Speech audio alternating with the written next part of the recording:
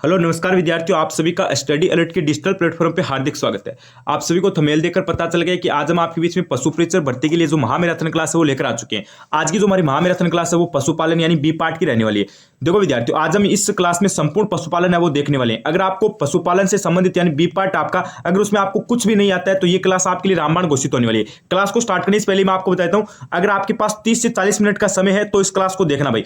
अगर आप है ना इस क्लास को 30 से 40 मिनट बिना स्किप के कंप्लीट देख लेते हो ना, तो मैं एक बात आपको यह बता सकता हूं कि आपको बी पार्ट में जो डर लगता है ना वो आपका डर खत्म हो जाएगा और आपको बी पार्ट में मजा आ जाएगा, क्योंकि एकदम बिल्कुल बेसिक से मैं आपको बी पार्ट पढ़ाऊंगा। संपूर्ण बी पार्ट है यानी पशुपालन है वो मैं आपको बताने वाला हूं। अगर आपने बी पार्ट में कुछ नहीं पढ़ रखा है तो मेरे कहने पर एक बार आप ये आपकी लगभग 30 से 40 मिनट की क्लास होगी, इसको कंप्लीट देख लेना। तो चलिए क्लास को स्टार्ट कर लेते हैं। क्लास में आपके अति महत्वपूर्ण प्रश्न डाले गए जो आपके सीधे सीधे एग्जाम में आ सकते हैं। प्रत्येक क्वेश्चन आपका इंपॉर्टेंट है और एकदम अच्छे लेवल का क्वेश्चन है, तो क्लास को एकदम अच्छे से देखना भाई।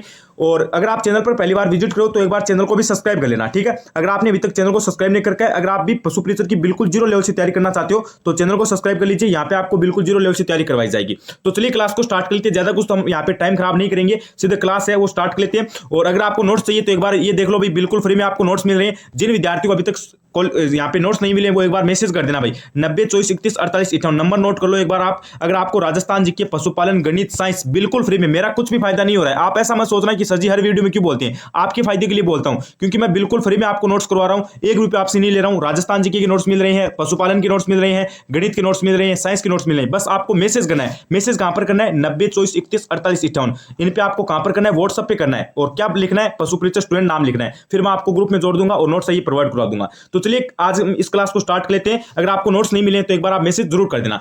तो चलिए क्लास को स्टार्ट कर लेते हैं। सबसे पहला क्वेश्चन देखो आपका क्या कह रहा है। सबसे पहला क्वेश्चन आपकी स्क्रीन के सामने आ गए। देखो विद्यार्थियों, एक बार है ना, मैं ये नहीं बोलूंगा कि क्लास को शेयर करो, लाइक करो, अगर आपकी इच्छा है तो कर देना, लेकिन मेरे कहने पर एक बार आप इस 30 मिनट की क्लास को कंप्लीट देख लेना। एक बार इस 30 मिनट की क्लास को कंप्लीट देख लेना, आप खुद बोलोगे कि सर जी मजा आ जाएगा। कहीं पे भी स्किप मत करना। पहला प्रश्न आपका क्या कह रहा है कि केंद्रीय गाय अनुसंधान संस्था कहां पर स्थित है। एकदम आपका इंपॉर्टेंट क्वेश्चन है एग्जाम की दृष्टि से। प्रश्न क्या है? बिल्कुल बेसिक सा क्वेश्चन है कि केंद्रीय गाय अनुसंधान संस्था ये आपकी कहां पर स्थित है। हिसार हरियाणा में है, मेरठ उत्तर प्रदेश में है, बीकानेर राजस्थान में है, या फिर अविकानगर राजस्थान में है। तो इसमें आपका कौन सा ऑप्शन राइट हो जाएगा? इसमें गुरुजी आपका ऑप्शन बी राइट हो जाएगा। यानी केंद्रीय गाय अनुसंधान संस्था है ना, ये आपका गुरुजी हो जाएगा मेरठ उत्तर प्रदेश में हो जाएगा। ऑप्शन कौन सा राइट हो जाएगा? ऑप्शन गुरुजी बी राइट हो जाएगा। चलो बी को लॉक कर देते हैं। उसके बाद अगर आपको पूछ लिया जाए यहाँ पे, अगर आपको पूछ लिया जाए केंद्रीय भैंस अनुसंधान संस्था, अगर आपको केंद्रीय भैंस अनुसंधान संस्था पूछ लिया जाए तो आप क्या बताओगे? हिसार हरियाणा केंद्र है। भैंस अनुसंधान संस्था कहां पर है? हिसार हरियाणा केंद्र है। ये बात आपको ध्यान रखनी है। और अगर आपको पूछ लिया जाए भेड़ अनुसंधान संस्था पूछ ली जाए तो आप क्या बताओगे? केंद्रीय भेड़ एवं ऊन अनुसंधान संस्था, तो आप क्या बताओगे? अविकानगर टोंक में है, या सॉरी अविकानगर राजस्थान के अंदर। एकदम बिल्कुल बेसिक से मैं आपको पढ़ाऊंगा। और अगर आपको राष्ट्रीय ऊंट अनुसंधान केंद्र पूछ लिया जाए तो आप क्या बताओगे? यहाँ पे आप बीकानेर बताओगे। यानी चारों क्वेश्चन है ये चारों इंपॉर्टेंट है। जैसे हिसार हरियाणा में क्या है? अरे बिल्कुल बेसिक से पढ़ाऊंगा गुरुजी, एकदम बिल्कुल बेसिक से। हिसार हरियाणा में क्या है? हिसार हरियाणा में गुरुजी भैंस अनुसंधान केंद्र है। ये बात आपको ध्यान रखनी है। मेरठ उत्तर प्रदेश में क्या है? गाय अनुसंधान केंद्र है, केंद्रीय, ठीक है। और बीकानेर राजस्थान में क्या है? ऊंट अनुसंधान केंद्र है, ठीक है। और अविकानगर राजस्थान में क्या है? भेड़ अनुसंधान केंद्र है, ठीक है। ये बात आपको ध्यान रखनी है। इन चारों क्वेश्चन आपके लिए इंपॉर्टेंट है। चारों क्वेश्चन को आप दिमाग में फिट कर लेना, बिल्कुल बेसिक से पढ़ेंगे। अगला प्रश्न देखो। उसके बाद अगला प्रश्न आपका क्या कह रहा है? राष्ट्रीय दूध अनुसंधान केंद्र कहां पर स्थित है। ये भी एक इंपॉर्टेंट प्रश्न है भाई। राष्ट्रीय दूध अनुसंधान केंद्र, तो ये आपका कहां पर हो जाएगा? ये आपका हो जाएगा करनाल हरियाणा में। ये कहां पर हो जाएगा? करनाल हरियाणा केंद्र हो जाएगा। ऑप्शन बी को लॉक कर दो। और करनाल हरियाणा में आपका क्या है? राष्ट्रीय दूध अनुसंधान केंद्र है, ये स्थित है। और हिसार हरियाणा में क्या है? भैंस है, भैंस अनुसंधान संस्था है। और अविकानगर राजस्थान में क्या है? भेड़ अनुसंधान संस्था है। तो ये आपको बात ध्यान रखनी है। अगला प्रश्न देखो। अगला प्रश्न आपका क्या करे कि गाय के रखने को स्थान को क्या कहते हैं। गाय को हम जहां पर रखते हैं उस स्थान को क्या कहते हैं? एकदम इंपॉर्टेंट क्वेश्चन है, बिल्कुल बेसिक सा। पेन कहते हैं, बायर कहते हैं, स्टेबल कहते हैं, या फिर उपयुक्त में से कोई नहीं। तो गाय को हम जिस जगह रखते हैं उस जगह को क्या कहते हैं? उस जगह को बायर कहा जाता है। ध्यान रखना, उस जगह को क्या कहा जाता है? बायर कहा जाता है। ऑप्शन कौन सा राइट हो जाएगा? बी राइट हो जाएगा। फिर आप बोलोगे सर जी स्टेबल किसे कहा जाता है? जिस जगह हम घोड़े को रखते हैं ना, घोड़े को हम जिस जगह रखते हैं ना, या फिर घोड़े को हम जहां पर रखते हैं वो जगह क्या कहलाती है? स्टेबल कहलाती है। ऑप्शन इसमें आपका सी हो जाएगा। अगर घोड़े का पूछे तो स्टेबल बता देना, और गाय का पूछे तो बायर बता देना। अगला प्रश्न देखो। उसके बाद अगला प्रश्न क्या है कि बलदेव पशु मेला किस स्थान पर आयोजित होता है। देखो विद्यार्थियों, बिल्कुल बेसिक से हम हर एक क्वेश्चन देखेंगे। है ना। क्या करेंगे, बिल्कुल बेसिक से देखेंगे। अगर आप है ना 30 मिनट की क्लास को कंप्लीट देख लेते हो ना, तो मैं गारंटी के साथ बोल सकता हूं कि आप अंत में खुद कमेंट करके बोलोगे कि सर जी मजा आ गया, बी पार्ट में अब हमें डर नहीं लगता है, बिल्कुल भी डर नहीं लगता है। बी पार्ट में हमें क्या आता है, इंटरेस्ट आता है, मजा आता है। यानी बी पार्ट हम एकदम अच्छे से बिल्कुल बेसिक से देखेंगे। बस आपको 30 मिनट का टाइम देना है। बलदेव पशु मेला आपका किस स्थान पर आयोजित होता है ये बताना है।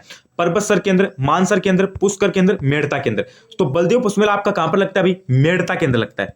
कहां पर लगता है गुरुजी, मेड़ता केंद्र। ऑप्शन कौन सा राइट होगा, डी राइट होगा। और मेड़ता आपका कहां पर हो जाएगा, नागौर। मेड़ता कहां हो जाएगा, नागौर केंद्र। अगला क्वेश्चन देखो। अगला प्रश्न आपका क्या कह रहा है कि राजस्थान में कितने राज्य स्तरीय पशु मेलों का आयोजन किया जाता है। यहां पे थोड़ा सा करेक्शन कर लेना। राजस्थान के अंदर कितने राज्य स्तरीय मेलों का आयोजन किया जाता है ये बताना है।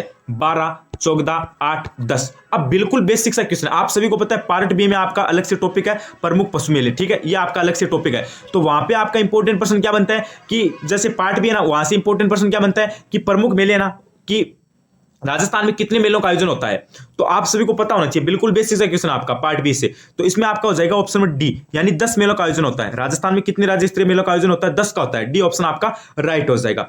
अब आपको 10 है ये याद करनी है। जैसे अपने झालावाड़ एक, ठीक है, झालावाड़ बिल्कुल बेसिक से मैं आपको पढ़ाऊंगा। झालावाड़ में कितने मेले लगते हैं, झालावाड़ में 2 मेले लगते हैं। एक तो आपका लगता है चंद्रभागा पशु मेला, एक आपका लगता है गोमती सागर मेला, ठीक है। अब 10 में से आपके इंपॉर्टेंट है वो मैं आपको बताता हूं। जैसे 2 झालावाड़ में लगते हैं, एक तो चंद्रभागा हो गया, एक गोमती सागर हो गया, ये दोनों इंपॉर्टेंट है। एक आपका भरतपुर में लगता है जसवंत मेला।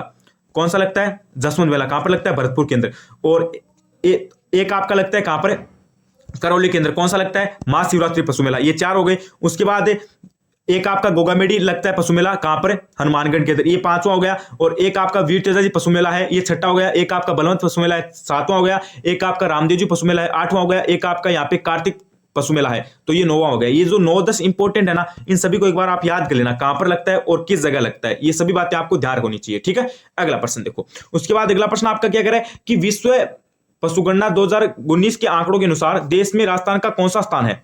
जो आपकी 2019 की जो पशुगणना हुई है, ठीक है, उसके आंकड़ों के अनुसार देश में राजस्थान का कौन सा स्थान है, ये आपको बात बतानी है। 2019 के अंदर आपकी जो पशुगणना हुई है ना, ये कौन सी पशुगणना थी गुरुजी, ये आपकी 20वीं थी। ये विश्व नाम नहीं है, 20वीं पशुगणना है, ठीक है। 20वीं पशुगणना, 20वीं पशुगणना आपकी जो हुई है ना, ठीक है, कब हुई है गुरुजी, 20वीं पशुगणना 2019 के अंदर हुई है, ठीक है। और इसके आंकड़ों के अनुसार बताना है 20वीं पशुगणना कब हुई, 2019 के अंदर। और उसके आंकड़ों के अनुसार हमें बताना है कि राजस्थान का भारत में कौन सा स्थान है, पहला है, दूसरा है, तीसरा है, चौथा है। तो राजस्थान का उसके अंदर स्थान कौन सा है भाई, उसके अंदर आपका स्थान दूसरा है, ये बात आपको ध्यान रखनी है। पशुगणना कितने वर्षों से होती है, पशुगणना गुरुजी 5 वर्षों से होती है, बिल्कुल बेसिक से पढ़ाऊंगा। और पहली कब हुई थी, 1919 के अंदर। पहली कब हुई थी, 1919 के अंदर हुई थी, ये बात आपको ध्यान रखनी है। अगर आपको पूछा जाए पहली पशुगणना कब हुई, तो आप क्या बताओगे, 1919 के अंदर। अगर आपको पूछा जाए कि स्वतंत्रता प्राप्ति के बाद पहली पशुगणना कब हुई, तो स्वतंत्रता के बाद पहली हुई थी 1951 के अंदर। और वैसे आपकी पहली कब हुई थी, 1919 के अंदर। और लास्ट आपकी कब हुई है, लास्ट आपकी गुरुजी 2019 के अंदर हुई है। और 2019 वाली कौन सी थी, 2019 वाली 20वीं थी। यानी बिल्कुल बेसिक से पढ़ाऊंगा एकदम आपको, ठीक है। इतनी बातें आपको याद रखनी है। अगला प्रश्न देखो। उसके बाद अगला प्रश्न आपका क्या करे, भेड़ व बकरियों को रखने का आवास क्या कहलाता है, ये बताओ भी। भेड़ व बकरियों को रखने का आवास क्या कहलाता है, stable, pen, byre, cage. Stable किसके रखने का स्थान को कहा जाता है, घोड़े जहां पर रहते हैं उस स्थान को क्या कहा जाता है, स्टेबल कहा जाता है। और बायर किसको कहा जाता है, गाय जहां पर रहती है उसको क्या कहा जाता है, बायर कहा जाता है।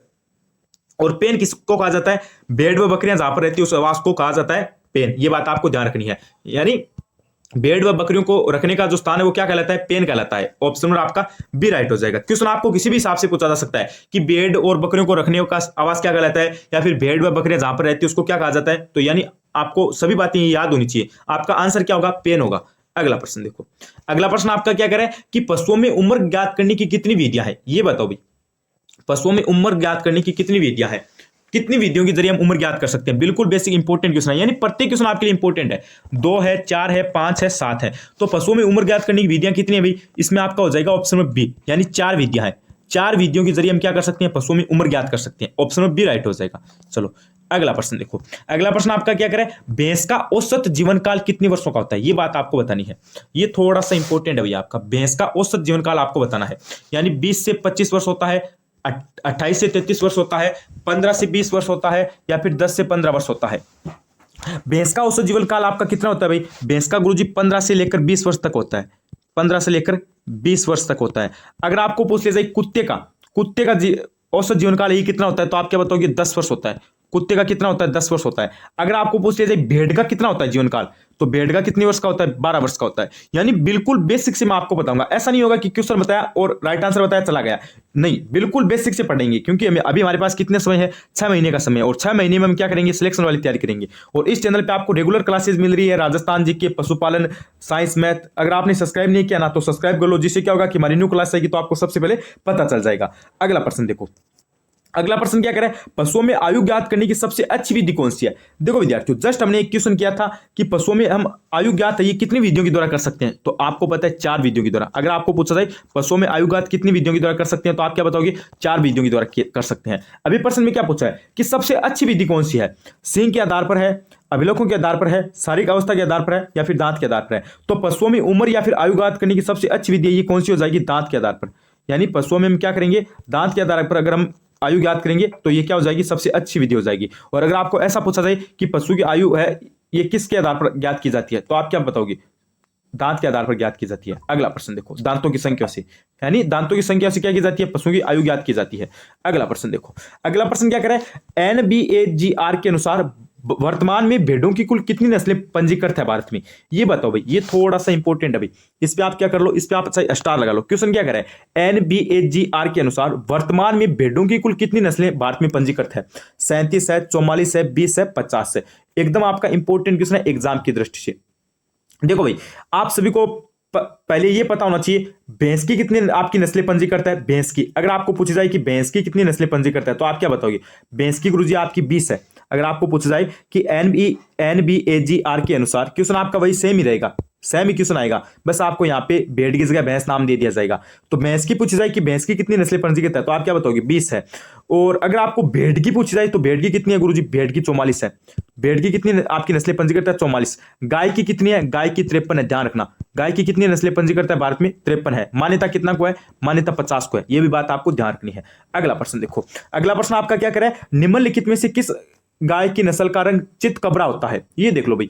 यानी एक एक क्वेश्चन है ना, आप खुद सोचो, आप क्वेश्चन का लेवल देखकर आपको खुद को पता चल जाएगा कि क्लास आपकी कितनी इंपॉर्टेंट है, आपको खुद को पता चल जाएगा। ऐसा नहीं है कि हम पार्ट बी में सभी क्वेश्चन देखेंगे, अरे सभी क्वेश्चन हम नहीं देख सकते, क्योंकि हम वही क्वेश्चन देखेंगे जो आपके एग्जाम की दृष्टि से इंपॉर्टेंट है। तो क्वेश्चन क्या करा है कि निम्नलिखित में से किस गाय की नस्ल का रंग चित कबरा होता है, नागौरी, गिर, राठी, थारपारकर। अब चित कबरा किसका होता है, तो इसमें गुरुजी आपका हो जाएगा ऑप्शन नंबर सी, राठी का होता है। चित कबरा किसका होता है, राठी नस्ल की गाय का होता है। और राठी आप सभी को पता है राजस्थान की कामधेनु किस गाय की नस्ल को कहा जाता है, राजस्थान की कामधेनु किस नस्ल की गाय को कहा जाता है, अरे राठी नस्ल की गाय को कहा जाता है। और गिर नस्ल में आप सभी को पता है जो गाय के कान होते हैं ना, गाय के कान वो क्या होते हैं, पत्तीनुमा या फिर नीचे की ओर लटके हुए होते हैं। गिर नस्ल की गाय के जो कान होते हैं वे क्या होते हैं, पत्तीनुमा या फिर नीचे की ओर लटके हुए होते हैं। ये बात आपको ध्यान रखनी है। थारपारकर नस्ल गाय का जो आपका उत्पत्ति स्थान है वो कौन सा है, वो आपका पाकिस्तान है। ये भी बात आपको ध्यान रखनी है। यानी थारपारकर नस्ल गाय की जो आपकी जो गाय की जो थारपारकर नस्ल है, इसकी उत्पत्ति कहां से हुई है, इसकी उत्पत्ति पाकिस्तान से हुई है। ये भी बात आपको साथ में ध्यान रखनी है। अगला प्रश्न देखो, अगला प्रश्न आपका क्या करे, सर्वाधिक दूध देने वाली बकरी की नस्ल कौन सी है, ये देख लो। आपका इंपॉर्टेंट प्रश्न अभी, सर्वाधिक दूध देने वाली बकरी की नस्ल बतानी है। इंपॉर्टेंट क्वेश्चन आपका, मारवाड़ी है, सिरोही है, परबतसरी है, जमनापरी है। तो सर्वाधिक वाली आपकी कौन सी हो जाएगी गुरुजी, जमनापुरी हो जाएगी। कौन सी हो जाएगी, Jamnapuri. Option number D right हो जाएगा। अगला प्रश्न देखो, अगला प्रश्न आपका क्या करे कि भेड़ों में औसत जीवनकाल कितने वर्षों का होता है, ये देखो भाई। भेड़ों में औसत जीवनकाल पूछा है, ये क्वेश्चन मैंने आपको करवाया था। जैसे अब 15 से 20 वर्ष तो किसका होता है, अरे 15 से 20 वर्ष तो गुरुजी आपका भैंस का होता है। भैंस का जीवनकाल कितना होता है, 15 से 20 वर्ष का होता है। और कुत्ते का कितना होता है, कुत्ते का गुरुजी 10 वर्ष का होता है। और भेड़ का कितना होता है, 12 वर्ष का होता है। भेड़ का कितना होता है, 12 वर्ष होता है। ये भी बात आपको साथ में ध्यान रखनी है। अगला प्रश्न देखो, उसके बाद अगला प्रश्न आपका क्या करे कि किस पशु के दूध में टिब्बी रोग की प्रतिरोधक क्षमता है वो पाई जाती है। यानी क्वेश्चन को ध्यान से पढ़ो, यानी किस पशु के दूध में जो आपकी टिब्बी रोग होता है ना, उसके लिए प्रतिरोधक क्षमता है वो पाई जाती है। किस पशु के दूध में पाई जाती है, बकरी के, भेड़ के, भैंस के, गाय के। तो इसमें ए ऑप्शन हो जाएगा, यानी बकरी के दूध में। ध्यान रख लेना, इंपॉर्टेंट प्रश्न अभी, बकरी के दूध में टिब्बी रोग की जो प्रतिरोधक क्षमता है वो पाई जाती है। ऑप्शन नंबर ए आपका राइट हो जाएगा। Very good. अगला प्रश्न देखो, अगला प्रश्न आपका क्या करे, भेड़ का वैज्ञानिक नाम क्या है, ये बताओ भी। भेड़ का वैज्ञानिक नाम, यानी मैंने बोला था ना, क्लास आपके लिए इतनी इंपॉर्टेंट है कि आपको खुद को पता चल जाएगा। क्योंकि एक एक क्वेश्चन आपका क्या है गुरुजी, इंपॉर्टेंट है। बिल्कुल बेसिक से मैं आपको पढ़ाऊंगा, एक एक क्वेश्चन इंपॉर्टेंट है। भेड़ का वैज्ञानिक नाम क्या है, केप्रा हिरकस। अरे गुरुजी केप्रा हिरकस किसका वैज्ञानिक नाम है, केप्रा हिरकस तो आपका बकरी का है भाई। केपरा हिरकस किसका वैज्ञानिक नाम है? बकरी का है। और बोस टारस ये आपका किसका? ये आपका गाय नस्ल का वैज्ञानिक नाम है। और कौन सी गाय है? ये विश्व की गाय के नस्ल का है। भारतीय गोवंश का वैज्ञानिक नाम क्या है? बोस इंडिकस। बोस इंडिकस किसका है भाई? भारतीय गाय वंश, भारतीय गोवंश है ना आपकी, ठीक है, उसका वैज्ञानिक नाम है आपका गोवंश। अभी प्रश्न में क्या पूछा है? प्रश्न में भेड़गा पूछा है, तो भेड़गा क्या है? ओविस एरिस है भाई। भेड़गा वैज्ञानिक नाम क्या है? ओविस एरिस। यानी ऑप्शन नंबर आपका बी राइट हो जाएगा। कौन सा राइट हो जाएगा? बी, यानी बी को लॉक कर दो। अगला प्रश्न देखो, अगला प्रश्न आपका क्या कह रहा है कि NBAGR के अनुसार वर्तमान में बकरियों की कुल कितनी नस्लें पंजीकृत है? क्वेश्चन को ध्यान से पढ़ो। NBAGR के अनुसार वर्तमान में बकरियों की कुल कितनी नस्लें पंजीकृत है भारत में? 44 है, 37 है, 53 है, 20 है। सबसे पहले देखो भाई, 53 किसकी है? 53 तो गुरुजी गाय की पंजीकृत है। 53 किसकी है? 53 तो गाय की है। और 20 किसकी है गुरुजी? 20 आपकी भैंस की है। 20 किसकी है भाई? 20 भैंस की है। और 44 किसकी है? 44 गुरुजी भेड़ की है। 44 किसकी है? भेड़ की है। तो 37 किसकी हो जाएगी? 37 बकरी की हो जाएगी। और प्रश्न में किसका पूछा है? बकरी का पूछा है। तो बकरी की कितनी नस्लें आपकी पंजीकृत है? 37 है। बकरी की पूछे 37 बता देना, भेड़ की पूछे 44 बता देना, गाय की पूछे 53 बता देना, भैंस की पूछे 20 बता देना। यानी बिल्कुल बेसिक से मैं आपको पढ़ाऊंगा, कहीं पे भी आपको घबराने की जरूरत नहीं है। बस क्लास को आप शुरू से लेकर एंड तक देख लो भाई, कहीं पे भी स्किप मत करो। अगला प्रश्न देखो, अगला प्रश्न आपका क्या करे? अगला प्रश्न कह रहा है कि गाय के दूध में वसा का प्रतिशत कितना होता है? ये देखो भैया, आपका इंपॉर्टेंट प्रश्न अभी, गाय के दूध में वसा का प्रतिशत बताना है कितना होता है। 1 से 3% होता है, 4 से 5% होता है, 7 से 10% होता है, या फिर 8 से 11% होता है। गाय का जो दूध होता है ना, उसमें वसा का प्रतिशत बताना है। देखो भाई, अगर आपको पूछा जाए कि सबसे पहले कि किस पशु के दूध में सर्वाधिक वसा होती है, या फिर किस पशु में सबसे ज्यादा वसा पाई जाती है, तो भेड़ में देखना भाई, भेड़ के दूध में क्या होता है? सबसे ज्यादा वसा पाई जाती है। किस पशु के दूध में सबसे ज्यादा वसा पाई जाती है? भेड़ के दूध में। अगर आपको पूछा जाए कि गाय के दूध में कितनी प्रतिशत वसा होती है, तो आप क्या बताओगे? 4 से 5% होती है। गाय में कितने परसेंट वसा होती है भाई? 4 या फिर 5%, 4 से लेकर 5% के समथिंग होती है। और अगर आपको पूछा जाए कि भेड़ में सबसे ज्यादा वसा होती है, ये तो आपको पता है, लेकिन भैंस की किस नस्ल में सर्वाधिक वसा होती है? भैंस की किस नस्ल के दूध में, भैंस के किस नस्ल के दूध में सबसे ज्यादा वसा देखने को मिलती है? तो जो बदावरी नस्ल की भैंसें होती है ना, बदावरी, उनमें सबसे ज्यादा वसा पाई जाती है। ये बात आपको ध्यान रखनी है, यानी बिल्कुल बेसिक से देखेंगे। अगर आपको पूछा जाए कि किस पशु के दूध में सर्वाधिक वसा पाई जाती है, तो आप क्या बताओगे? भेड़ के दूध में। और गाय में वसा का प्रतिशत पूछे तो आप क्या बताओगे? 4 से 5%। और भैंस के किस नस्ल में सर्वाधिक वसा पाई जाती है, तो आप क्या बताओगे? बदावरी। यानी तीनों ही क्वेश्चन आपके लिए इंपॉर्टेंट है, तीनों ही क्वेश्चन को क्या कर लो? दिमाग में फिट कर लो। अगला प्रश्न देखो, उसके बाद देखो विद्यार्थियों, आपका अगला प्रश्न क्या कह रहा है? अगला प्रश्न है कि भारतीय गायों में सबसे ज्यादा दूध में, भारतीय गायों में सबसे ज्यादा दूध में वसा किस गाय की नस्ल में देखने को मिलती है? या फिर सबसे जो आपकी ज्यादा नस्ल है वो वसा है, वो किस गाय के दूध में होती है? भारतीय गायों में बताना है। तो भारत के अंदर आपकी किस में हो जाएगी? जैसे साहिवाल, कांकरेज, गिर, मेवाती। तो इसमें आपका सी हो जाएगा गिर। गिर नस्ल की गाय का जो दूध होता है ना, उसमें सर्वाधिक वसा होती है। ठीक है, क्वेश्चन को ध्यान से पढ़ो। भारतीय नस्ल की जो गाय है ना, भारतीय नस्ल की जो गाय है ना, उनमें से किस नस्ल की गाय में सबसे ज्यादा वसा होती है? तो इसमें आपका हो जाएगा गिर नस्ल की गाय में। और भैंस में किस में होती है? भैंस में बदावरी नस्ल की भैंस में होती है। ठीक है, भैंस की किस नस्ल में सर्वाधिक वसा होती है? बदावरी नस्ल की भैंस में होती है। और सबसे ज्यादा किस पशु के दूध में वसा होती है? भेड़ में होती है। ये सभी बातें आपको ध्यान रखनी है, कंफ्यूज मत हो गई। एक ही क्वेश्चन आपके लिए इंपॉर्टेंट है। साहिवाल, साहिवाल से कुछ आपको याद आया क्या? अरे गुरुजी बिल्कुल आया। सबसे मीठा दूध किसका होता है? सबसे मीठा दूध साहिवाल गाय का होता है। यह बात आपको ध्यान रखनी है। अगर आपको पूछा जाए कि सबसे मीठा दूध किस नस्ल की गाय का होता है, तो आप क्या बताओगे? साहिवाल नस्ल की गाय का होता है। अगला प्रश्न देखो, उसके बाद अगला प्रश्न आपका क्या कर रहा है? गाय के किस नस्ल के सींग अर्धचंद्राकार होते हैं? ये बताओ भी। ये देखो आपका इंपॉर्टेंट प्रश्न है। गाय के किस नस्ल के सींग अर्धचंद्राकार होते हैं? जैसे थारपारकर, साहिवाल, गिर, राठी। अर्धचंद्राकार, अर्धचंद्राकार किसके होते हैं? गिर के होते हैं। किसके होते हैं? गिर के। आपको मैंने क्लास स्टार्ट की थी, उस टाइम बताया था ना, गिर नस्ल की जो गाय होती है उनकी जो आपकी सींग है ना, सॉरी उसमें तो कान बताए थे, लेकिन यहाँ पे सिंह पूछे। अच्छा, सिंह, हाँ, ये गिर के होते हैं। जैसे मैंने आपको बताया था ना, सिंह अर्धचंद्राकार किसके होते हैं? ये अर्धचंद्राकार आपके गिर के होते हैं। जैसे मैंने क्लास स्टार्ट की थी, उस टाइम मैंने आपको बताया था ना कि गिर नस्ल के जो गाय के कान होते हैं ना, वो क्या होते हैं? पत्तीनुमा व नीचे की ओर लटके होते हैं। क्या होते हैं? नीचे की ओर लटके हुए होते हैं। किस नस्ल की गाय के? गिर नस्ल की गाय के। और गिर नस्ल की जो गाय होती है उनकी सींग है ना, वो भी क्या होते हैं? अर्धचंद्राकार होते हैं। ये बात आपको ध्यान रखनी है। क्या होते हैं? अर्धचंद्राकार होते हैं।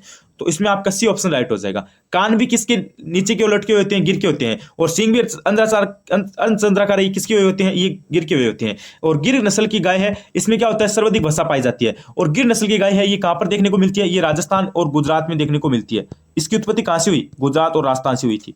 ये सभी बातें आपको ध्यान रखनी है। अगला प्रश्न देखो, उसके बाद अगला प्रश्न क्या है, घोड़े को जिस स्थान पर रखा जाता है उस स्थान को क्या कहा जाता है। ये क्वेश्चन देखो मैंने बताया था ना, घोड़े को जिस स्थान पर रखा जाता है उसको क्या कहा जाता है, अरे स्टेबल कहा जाता है। उसको क्या कहा जाता है, स्टेबल कहा जाता है। ऑप्शन नंबर आपका डी राइट हो जाएगा।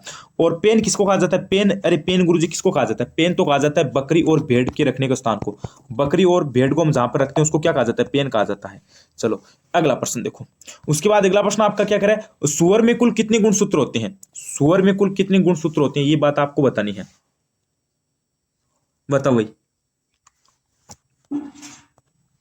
अभी आप क्वेश्चन को ध्यान से पढ़ो। सुअर में कुल कितने गुणसूत्र होते हैं, ये बात आपसे पूछी गई है। 60, 38, 54, 78, चार ऑप्शन आपको दे रखे हैं। सुअर में कुल आपके कितने गुणसूत्र होते हैं भाई, तो इसमें गुरुजी आपका हो जाएगा 38। सुअर में कितने होते हैं, 38 गुणसूत्र होते हैं।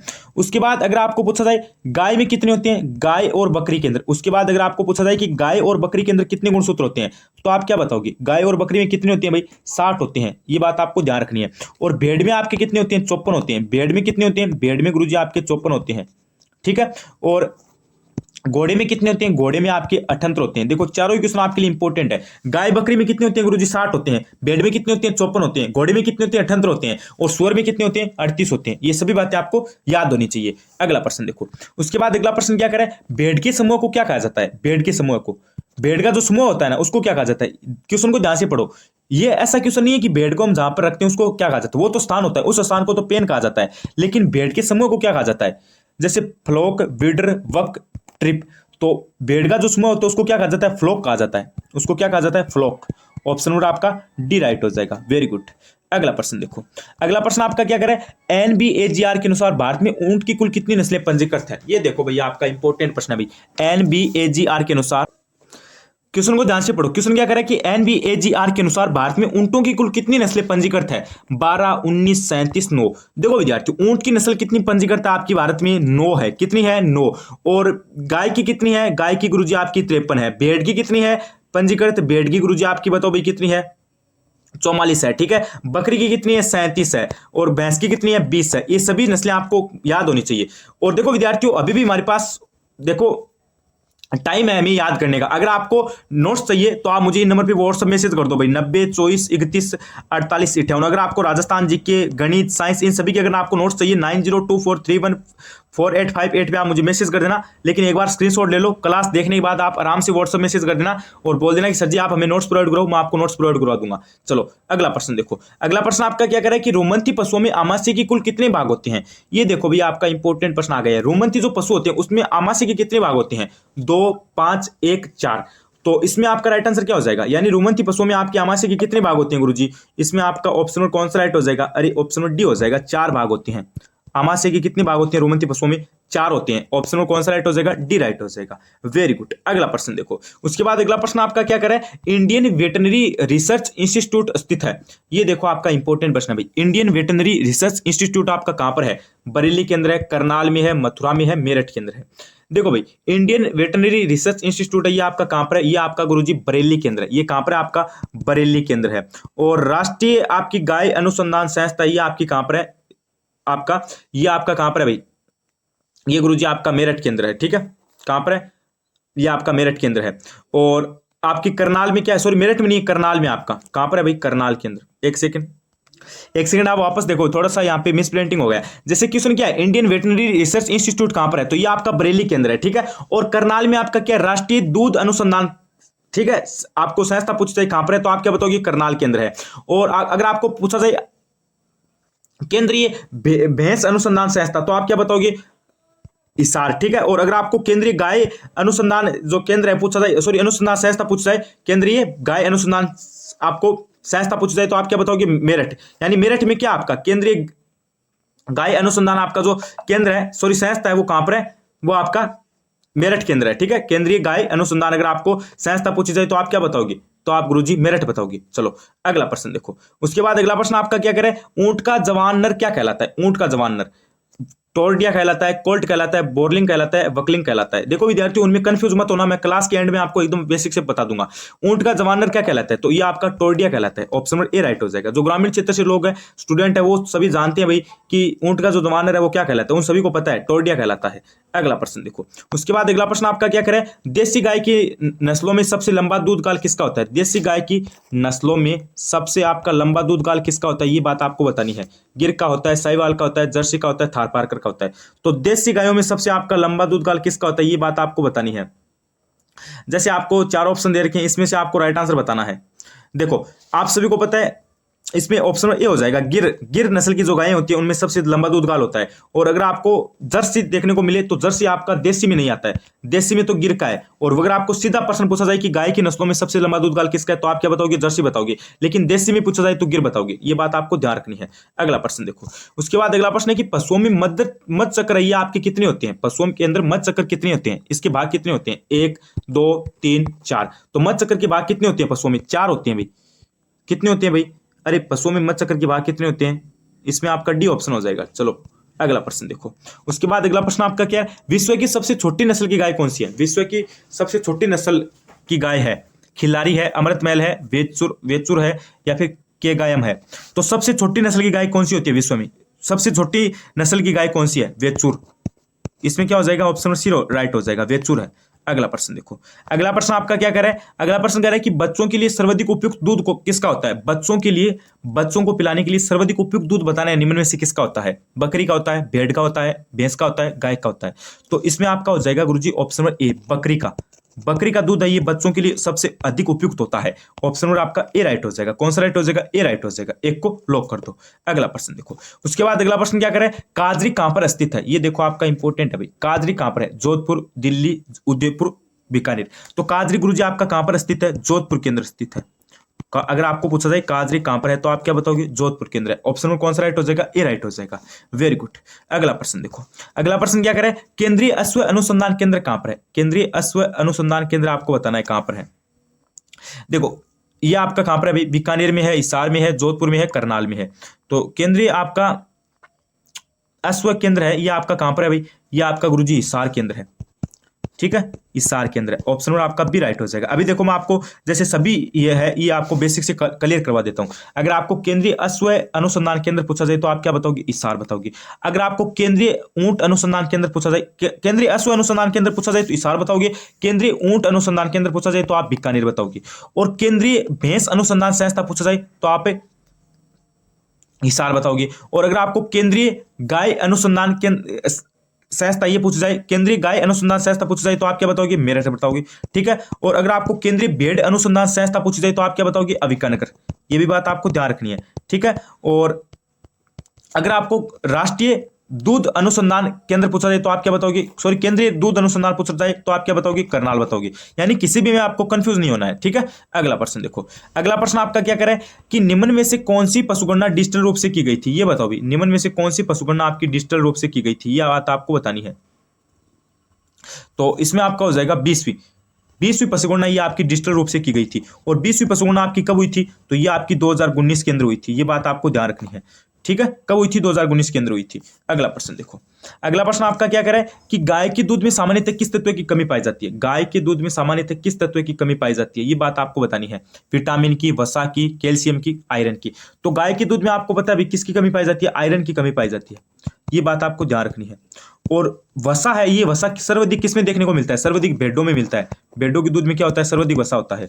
और बात ध्यान से सुनो, अगर आपको पूछा जाए कि वसा सर्वाधिक किस पशु में देखने को मिलती है तो आप क्या बताओगे? भेड़ों में देखने को मिलती है। भेड़ों के दूध में क्या होती है? सर्वाधिक वसा पाई जाती है। अगर आपको पूछ लिया जाए कि गाय की किस नस्ल में सर्वाधिक वसा पाई जाती है, गाय की किस नस्ल के दूध में सर्वाधिक वसा पाई जाती है, तो इसमें आपका हो जाएगा गिर नस्ल की जो गायें होती है उनमें सर्वाधिक वसा देखने को मिलती है। ठीक है। और भेड़ की किस नस्ल में सर्वाधिक वसा पाई जाती है? भेड़ की भदावरी नस्ल में। भेड़ की भदावरी नस्ल में क्या होती है? सर्वाधिक वसा देखने को मिलती है। ये भी बात आपको ध्यान रखनी है। अगला प्रश्न देखो।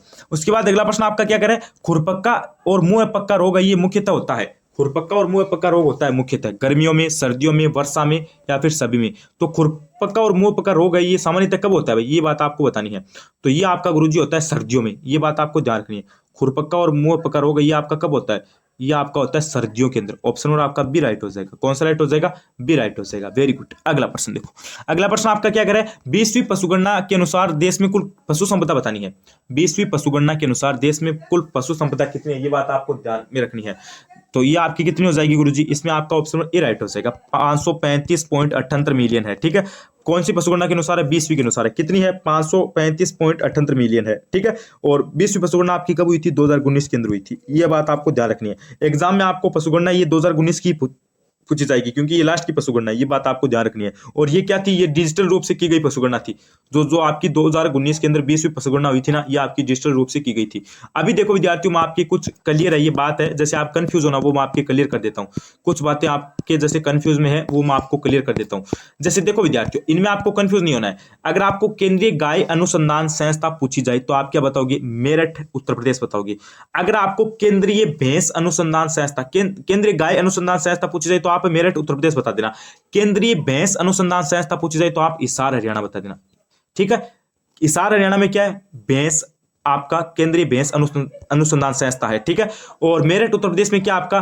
केंद्रीय गाय अनुसंधान संस्था है। ठीक है, और बीकानेर राजस्थान में आपका क्या है?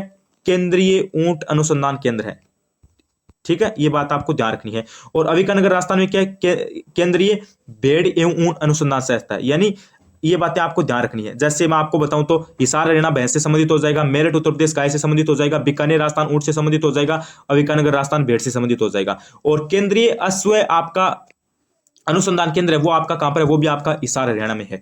और एक आपका इंपॉर्टेंट और है, राष्ट्रीय दूध अनुसंधान केंद्र। तो राष्ट्रीय दूध अनुसंधान केंद्र आपका कहां पर है? राष्ट्रीय दूध अनुसंधान केंद्र आपका हो जाएगा गुरुजी करनाल हरियाणा में। ठीक है, ये भी बात आपको ध्यान रखनी है। और अगर आपको बकरी अनुसंधान संस्था पूछी जाए तो आप क्या बताओगे? मखदमू उत्तर प्रदेश बताओगे। और बकरी आपको चारा केंद्र पूछा जाए तो आप क्या बताओगे? रामसर अजमेर बताओगे। और अगर आपको यहाँ पे कुछ इंपॉर्टेंट बात और पूछ ली जाए, जैसे भैंस प्रजनन केंद्र पूछा जाए तो आप क्या बताओगे? भैंस प्रजनन केंद्र आपका वल्लभनगर उदयपुर में हो जाएगा। ठीक है, ये भी बात आपको ध्यान रखनी है। यानी ये सभी चीजें ये आपके लिए इंपॉर्टेंट है। शायद मेरे हिसाब से आपके जो जैसे भी जितने भी आपके डाउट थे वो क्लियर हो गए हैं। अभी देखो विद्यार्थी, मेरी बात ध्यान से सुनो। अगर आपको राजस्थान जी के पशुपालन, गणित, साइंस इन सभी के बिल्कुल फ्री में नोट्स चाहिए तो आप मुझे 9024314858 पे मैसेज कर देना। पशुपरिचय स्टूडेंट के नाम से मैं आपको ग्रुप में जोड़ दूंगा और बिल्कुल फ्री में आपको नोट्स प्रोवाइड करूंगा। कई जगह आपसे 219 रुपये ले जा रहे हैं, कई जगह आपसे नोट्स के 300 रुपये ले जा रहे हैं, लेकिन मैं आपको बिल्कुल फ्री में नोट्स प्रोवाइड करूंगा। बस आपको 9024314858 यानी 9024314858 पे मैसेज करना है। किसके नाम से? पशुपरिचय स्टूडेंट के नाम से करना है।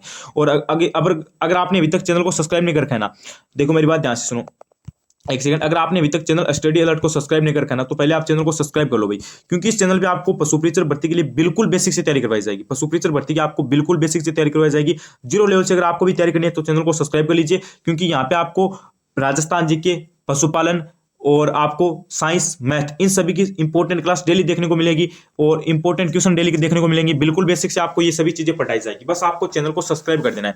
और अभी आप मुझे कमेंट करके ईमानदारी से ये बताना कि आपको क्लास कैसी लगी। कमेंट करके आप ईमानदारी से ये बताइए कि आपको क्लास कैसी लगी और आपकी कितनी क्वेश्चन सही हुए। ये भी बात आपको ध्यान रखनी है। आपको क्लास कैसी लगी, कितनी क्वेश्चन सही हुए। और अगर आपने अभी तक चैनल को सब्सक्राइब नहीं किया तो सब्सक्राइब कर देना। और अगर आपको नोट्स चाहिए तो एक बार वापस मैं आपको नंबर बताता हूं। जैसे ये नंबर आपके बिल्कुल फ्री में आपको नोट्स मिलेंगे, 1 रुपये आपको नहीं देना है, बस आपको मैसेज करना पड़ेगा।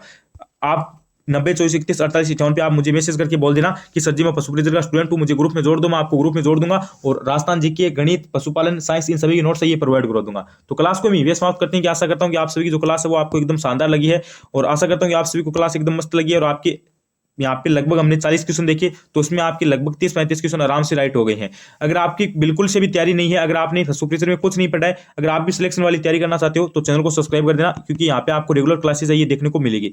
तो बने रहिए चैनल के साथ। आज की क्लास को यहीं पे समाप्त करते हैं। Like, share, subscribe, study alert. धन्यवाद, थैंक यू। बने रहिए चैनल के साथ।